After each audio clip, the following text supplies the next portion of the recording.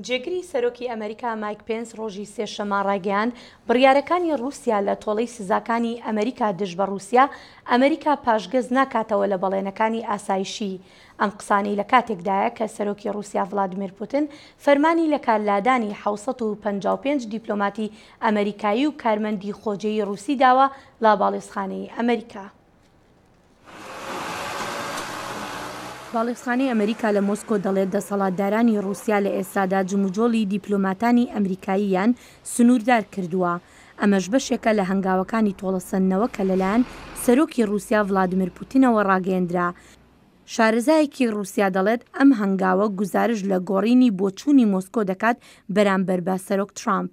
Они жесткие, и это, по-видимому, связано с глубоким... ئەم هەنگاوانە سەختن و پەیوەندی بە بێهیوابوونێکی زۆرەوە هەیە کە پاش دڵخۆشیەکی زۆر بەهۆی هاتنی دانەڵد ترامپ بۆ سەردەسەڵات هاتە گۆڕێ و ئەو بیرۆکەیە کە پەیوەندیەکانمان سەر لە نوێ دەست پێ دەکەینەوە.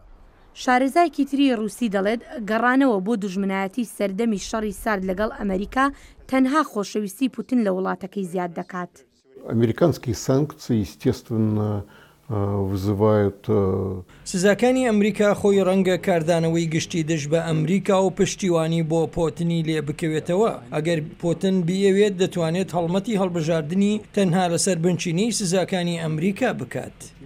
هەرچەندە کارە گرنگەکانی باڵێزخانەی ئەمریکا و کۆنسۆڵخانەکانی بەردەوام دەبێت، کارمەندە رووسیایەکانی باڵێزخانەکە و خەڵکی ئاسیایی رووسیا ڕەنگە ئەم سزایە لە هەموو زیاتر کاریان تێ بکات.